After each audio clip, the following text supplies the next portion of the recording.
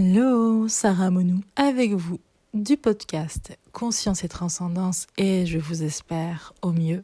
Aujourd'hui, on va parler de cette nouvelle lune en Capricorne du 11 janvier qui va nous apporter beaucoup de nouveaux départs, d'engagement, de réalisation, de concrétisation dans ce qu'on veut souhaiter, dans ce qu'on souhaite manifester. C'est aussi une invitation au recueillement. Il y a cet aspect de solitude et de relation à soi, d'introspection avec le Capricorne, où on va se poser la question de relationner quelque part dans une certaine justesse. Comment sont mes relations, qu'elles soient amicales, familiales, sentimentales, comment est mon modèle relationnel. Est-ce que c'est un modèle qui me paraît être équilibré pour moi, pour l'autre? Est-ce que c'est juste ou est-ce que j'ai tendance à trop donner, pas assez recevoir et inversement? Donc c'est une invitation à l'authenticité, à se questionner depuis sa vérité sans se juger, juste à accueillir ce qui vient, ce qui nous est délivré dans l'instant, de se poser la question: comment est-ce que je peux vivre des relations qui soient encore plus épanouissantes? Quel schéma inconscient se trame derrière ces relations-là? Qu'est-ce qui fait que par exemple, j'attire toujours le même de personnes, le même genre de personnes, les mêmes schémas relationnels, et de demander justement... Alors tout ça, quelque part, ça demande une certaine humilité de se dire qu'on ne sait pas tout de soi. Parce que parfois on peut se dire j'ai bossé sur mes relations, donc il n'y a plus rien à conscientiser, ou voilà, j'ai fait mon taf là-dessus. Ça ne veut pas dire que vous n'avez pas travaillé et que votre travail n'a pas été payant quelque part, mais ça veut dire que si je continue à attirer le même genre de relation, le même schéma relationnel, c'est qu'il y a une partie qui est encore inconsciente et programmée et qui se joue à travers moi à mon insu. Et donc si je ne suis pas disposée à accueillir le fait qu'il reste des parts de moi qui demandent à être conscientisées pour vraiment mettre fin à un schéma relationnel, eh bien ça me coupe de l'opportunité d'en prendre conscience et du coup d'accueillir le changement. Donc c'est intéressant, vous pouvez même coucher ça sur le papier, de se dire voilà, dans mes relations, est-ce qu'elles sont équilibrées? Est-ce que ça me paraît juste? Est-ce que c'est épanouissant pour moi? Est-ce que dans l'ensemble, on n'est pas là pour compter ce qu'on donne et ce qu'on reçoit, mais dans l'ensemble, est-ce que ça me paraît juste? Est-ce que je me sens respectée dans ces relations-là? Est-ce que je me respecte moi-même? Est-ce que je ne fais pas passer les besoins des autres avant les miens? Donc en face du Capricorne, on a l'axe du Cancer qui correspond aux racines, au foyer, à la famille, à l'enfance aussi. Donc d'une certaine manière, est-ce qu'en étant justement enfant, je n'ai pas engrammé des choses forcément à mon insu, inconscientes, qui agissent toujours dans mes schémas relationnels aujourd'hui. Donc, c'est de se poser la question... quand je relationne, est-ce que je relationne depuis l'adulte? Est-ce que je relationne depuis l'enfant? Et de quoi a besoin l'adulte ici? De quoi a besoin l'enfant ici? Parce que qui je suis aujourd'hui peut nourrir les attentes de l'un comme de l'autre. Et indiscutablement, l'enfant a besoin de l'adulte pour se sentir sécurisé et cadré quelque part. Et l'adulte a besoin de l'enfant pour saisir les joies et les petits moments de bonheur dans une forme de jeu, de joie, d'envie de vivre, d'accomplissement et de rêver en fait. L'enfant, c'est la part de nous qui n'a jamais cessé de rêver. Et l'adulte a besoin de cette part-là parce que sinon, tout devient gris, tout devient morose, tout devient... plus rien n'a de sens, tout est lourd en fait. Et du coup, à quelle place je donne à l'adulte en moi, quelle place je donne à l'enfant en moi, et dans mes relations, est-ce que je relationne? C'est intéressant aussi de prendre conscience, tiens, avec cette personne-là, je me sens comme une petite fille.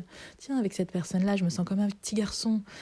Donc, qui représente cette personne pour moi? Et donc, c'est prendre la responsabilité aussi de ces relations, en tout cas de ce que je crée dans mes relations, les différentes relations que je crée, c'est d'aller voir aussi, de demander à votre inconscient, vous pouvez simplement poser la question à votre inconscient, quels sont les schémas relationnels ou en lien avec l'argent, en lien avec la famille, en lien avec le travail, en lien avec tout ça, enfin voilà, c'est vous qui choisissez votre domaine, quels sont les schémas, là on va prendre l'exemple du relationnel, donc quels sont les schémas relationnels qui me font rejouer ces expériences de trahison, d'abandon, voilà, et donc demander à l'inconscient de faire revenir justement à la surface tous ces programmes. Vous savez, c'est comme dans un ordinateur.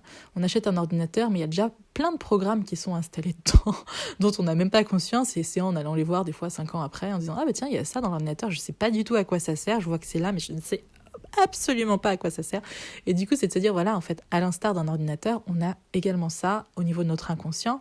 Et c'est demander à la psyché, justement, à notre inconscient, d'apporter ces mémoires, qu'elles soient transgénérationnelles, qu'elles aient été engrammées dans l'enfance ou quoi, de les apporter à la conscience, à la lumière de la conscience. Donc vous pouvez prendre un papier, pareil, un stylo, et écrire en fait toutes les mémoires qui vous viennent au fur et à mesure. Ça peut se faire sur une journée, 2 jours, 3 jours, le temps que l'inconscient vous laisse remonter l'information. Et du coup, de noter tout ce que vous avez qui vous entrave dans les différents domaines dont on a parlé. Et donc, par exemple, si c'est en lien avec mes relations, c'est par exemple si j'ai pris la conscience que je faisais toujours passer les besoins des autres avant les miens. Ok, donc je prends maintenant la ferme décision de ne plus faire passer les besoins des autres avant les miens. Et c'est vraiment, dites-le avec l'intention, avec la volonté, allez la chercher dans vos tripes s'il le faut. Et je prends la responsabilité de créer des relations plus harmonieuses et équilibrées dans le don et le recevoir. Et je prends l'engagement, je m'engage envers moi-même de répondre à mes besoins avant tout. Parce que quand on est 2 personnes à terre, on ne peut pas s'aider à se relever. Donc si vous voulez au mieux vous occuper des autres, c'est vous d'abord. C'est à l'image un peu du masque à oxygène dans l'avion.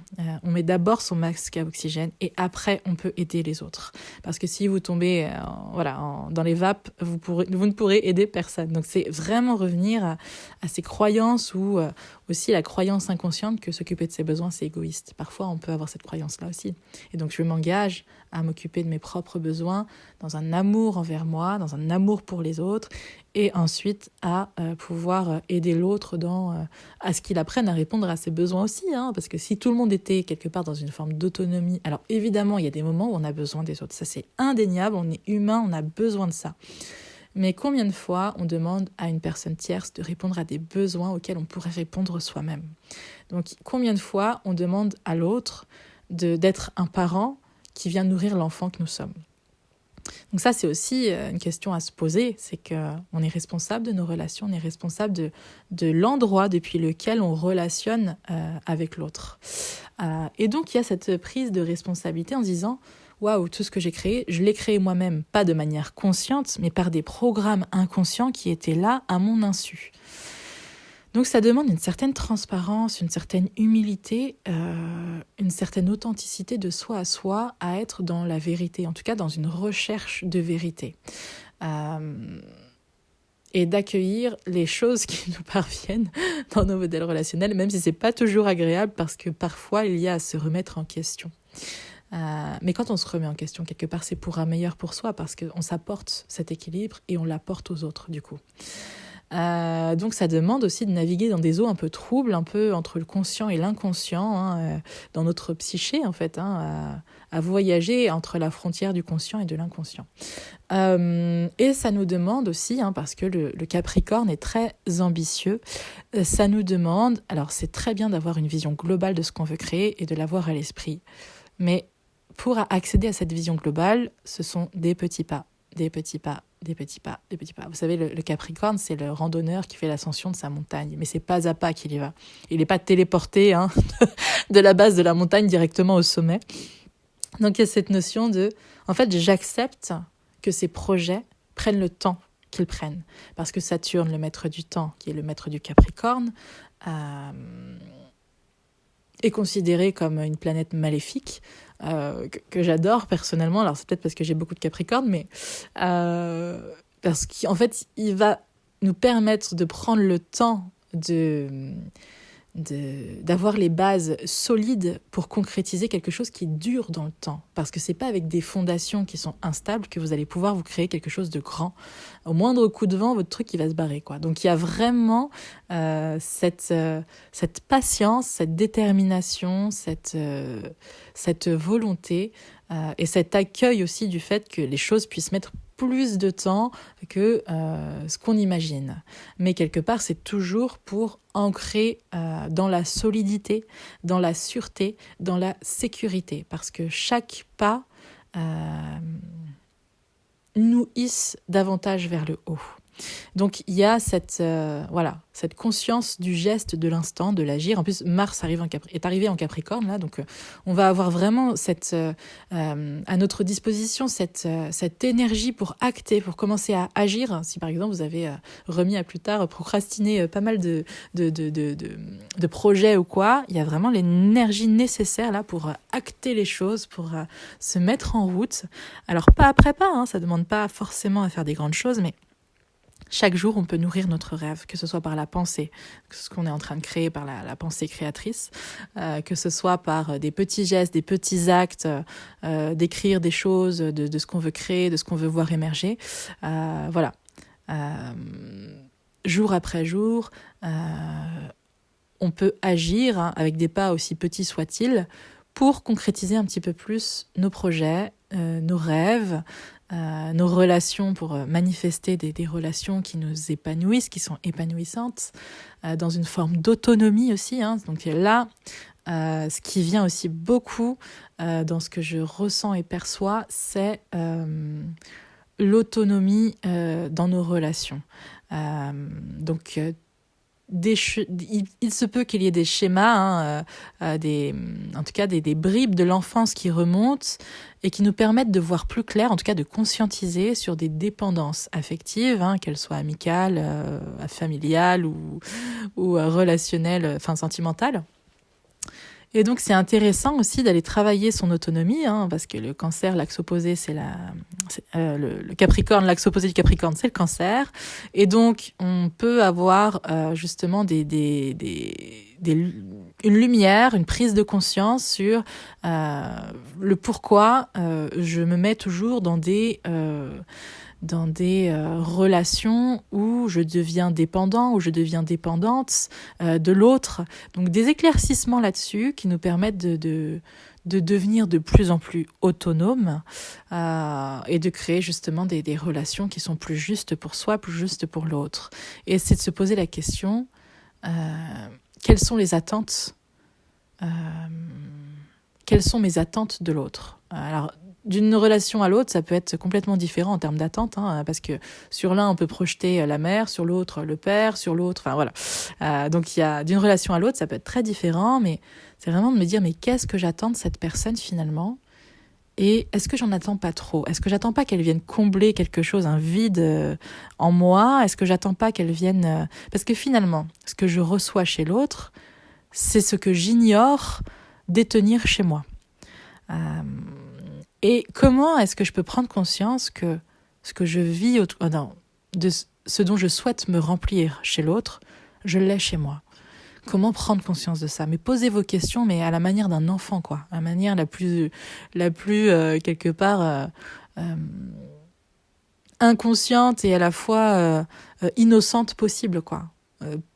Parler depuis l'enfance si c'est des problématiques en lien avec l'enfance et laisser s'exprimer justement cet enfant qui a besoin parfois d'être sécurisé, qui a besoin de vous, Encore une fois, l'enfant a besoin de l'adulte a besoin de l'enfant a besoin d'être sécurisé et entendu dans ses besoins par l'adulte, et l'adulte a besoin de cette joie au quotidien, ces petits moments de merveille, de rêve et de suivre sa joie. À quel point en tant qu'adulte aussi on s'empêche de suivre sa joie. Et le Capricorne peut être assez austère, il peut être assez assez figé, un peu dans le contrôle. Donc c'est aussi une invitation à se dire, est-ce que je ne suis pas trop contrôlant dans mes relations, dans mes projets aussi. Si j'attends que tout se passe comme je le souhaite, ça va être encore pire si ça se passe pas vraiment comme ça, quoi. Donc peut-être on peut quelque part avoir envie et rêver de matérialiser des choses, mais ne pas être dans le contrôle permanent de comment les choses vont se produire, et plutôt être dans l'accueil de la manière dont elles vont se produire, tout en continuant à agir et à acter les choses en direction de ce projet, pour quelque part réaliser ce projet.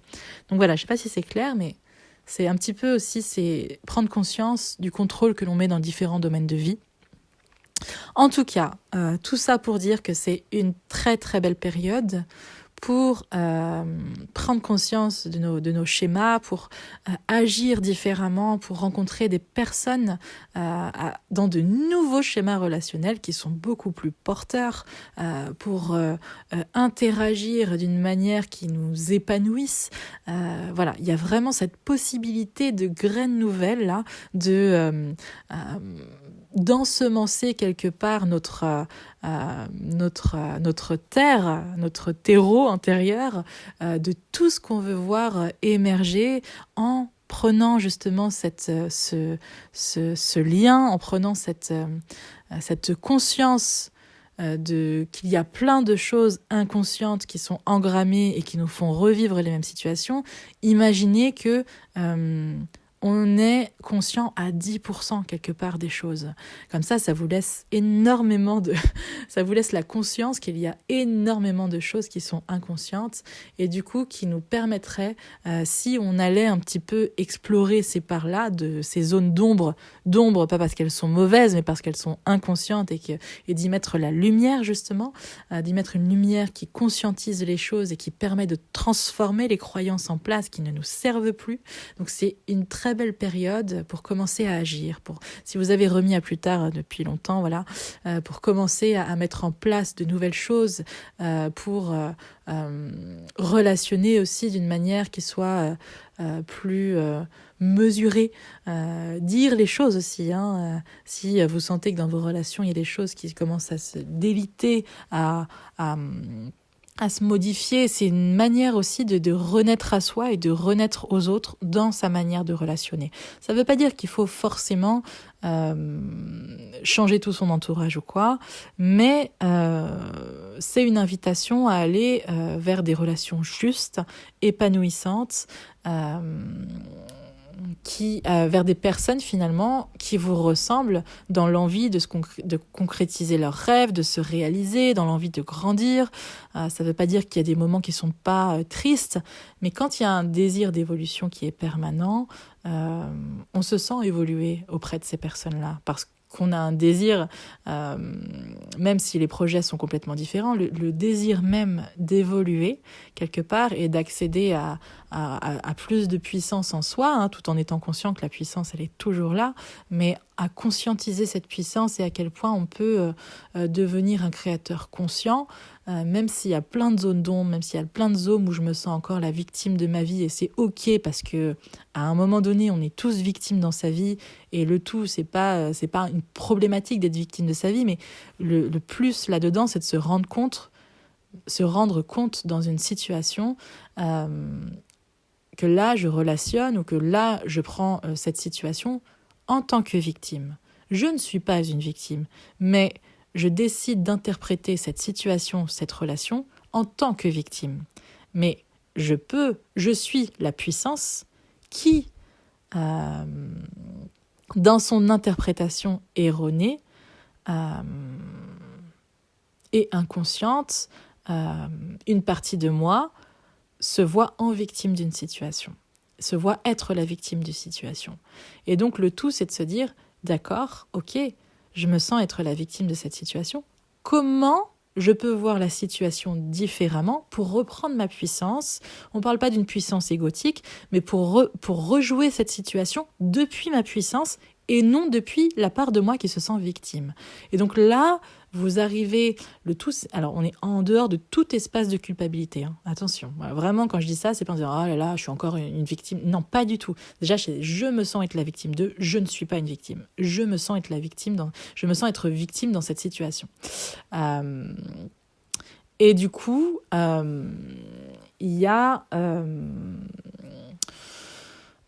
voilà, cet appel à vivre les expériences depuis sa puissance, depuis son espace créateur. Et en fait, la même expérience, vous la vivez totalement différemment.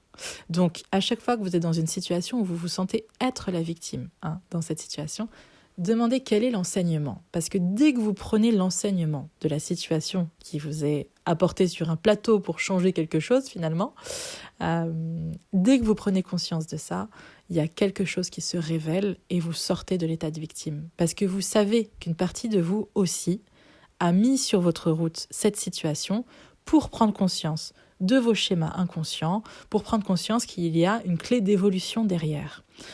Donc voilà, dès que vous êtes dans le « ok », c'est super, on en revient au complicado, hein. Ok, c'est compliqué, mais il y a un cadeau derrière. Donc c'est complicado, d'accord, c'est compliqué, mais je sais quel cadeau derrière. Et du coup, c'est d'accueillir tout ce que l'humain vit en termes d'émotions et d'accepter que ce soit là. Vraiment d'accepter que ce soit là au niveau émotionnel, de ne pas bloquer. Et ensuite, il y a le cadeau qui s'en vient. Parce qu'il y a la lecture de l'humain et il y a la lecture du soi supérieur quelque part. Et l'humain fait la reliance, en fait, entre tous les... l'aspect humain fait la reliance entre toutes les différentes sphères de notre être, tous les différents espaces de notre être. Et en fait, c'est toujours d'abord en accueillant ce que vit l'humain qu'on peut accéder à autre chose. Parce que si vous êtes bloqué au niveau émotionnel, au niveau du corps émotionnel, c'est très difficile d'avoir l'enseignement qui vient juste après l'accueil et l'acceptation de l'émotion. D'accord ? Donc c'est vraiment accueillir ce qui est, sans juger. Et même si vous êtes pour la énième fois dans la même situation, c'est de se dire, ok, comment je peux prendre conscience là différemment. Et quelque part, ça nous fait connecter à une forme de rage de vie, de ressources et d'envie de changement qui est inéluctable et qui est d'une forme d'intransigeance dans son envie de changement et d'une volonté qui dépasse tous les feux. Donc voilà, il y a cette notion de